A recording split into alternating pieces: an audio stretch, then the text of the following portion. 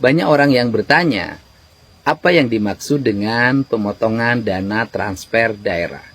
Pemotongan dana transfer daerah atau transfer keuangan daerah itu adalah pemotongan terhadap sumber anggaran pemerintah provinsi, kabupaten, kota di seluruh Indonesia. Jumlahnya kalau tidak salah seluruh Indonesia itu kurang lebih 226 triliun. Berkurang dana dari pemerintah pusat ke daerah. Dan termasuk di dalamnya Provinsi Jawa Barat dan kabupaten kota di seluruh Provinsi Jawa Barat.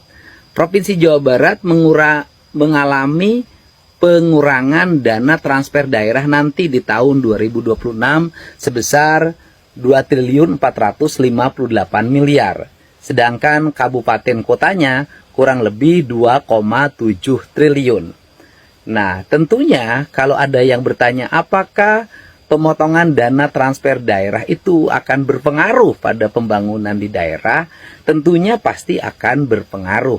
Karena biasanya pemerintah provinsi dan kabupaten kota itu membangun jalan, jembatan, irigasi, bangun sekolah, bangun rumah sakit, bangun puskesmas, biasanya mengambil dari sumber anggaran dana transfer daerah, yaitu dana bagi hasil, sebagian dana alokasi umum, dan dana-dana lainnya termasuk dana alokasi khusus yang biasa didapatkan. Nah, kemudian kenapa Kang Deddy kok tidak ikut ke Menteri Keuangan untuk menyampaikan protes? Di situ saya sampaikan bahwa gubernur itu memiliki dua variabel.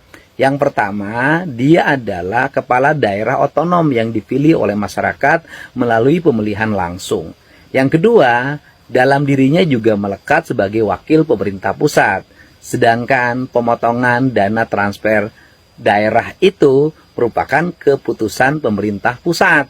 Dan sebagai wakil pemerintah pusat yang ada di Provinsi Jawa Barat, tidak elok rasanya saya harus memprotes sebuah keputusan yang diputuskan oleh pemerintah pusat. Kemudian, apakah ini akan mempengaruhi kinerja pembangunan?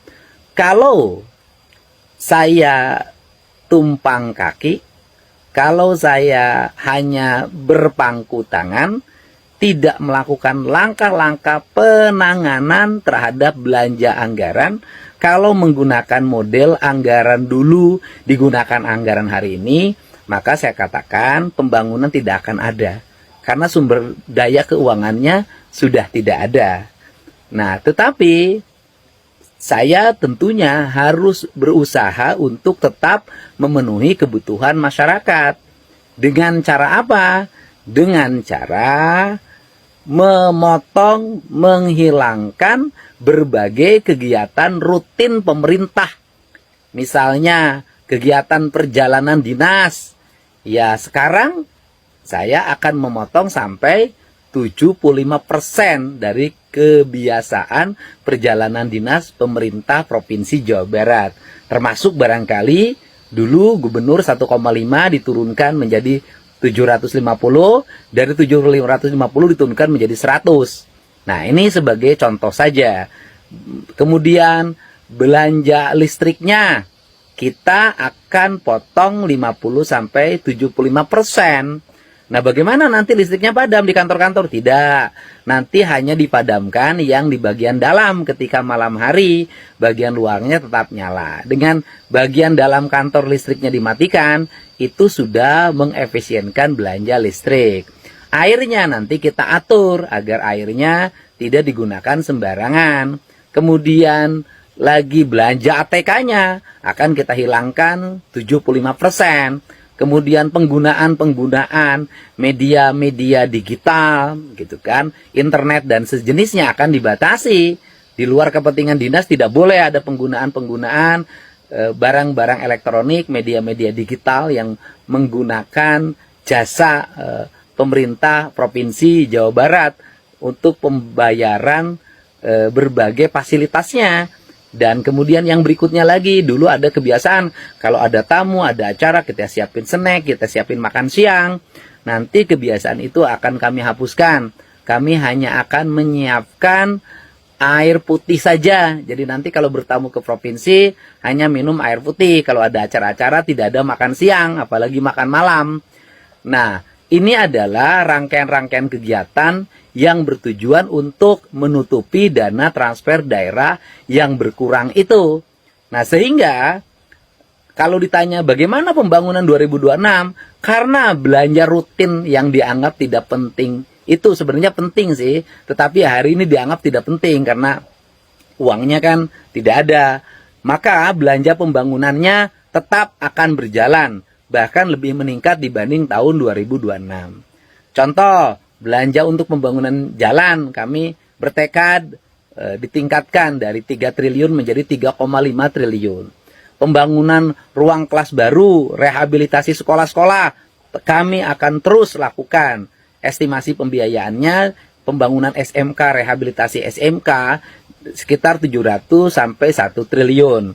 Kemudian juga belanja listrik untuk masyarakat miskin, pemasangan listrik baru agar seluruh rakyat di Jawa Barat punya listrik. Kami bertekad tahun depan selesai semuanya. Belanjanya sekitar 500 miliar. Kemudian rehabilitasi irigasi, kemudian penataan sungai-sungai dan daerah aliran sungai lainnya.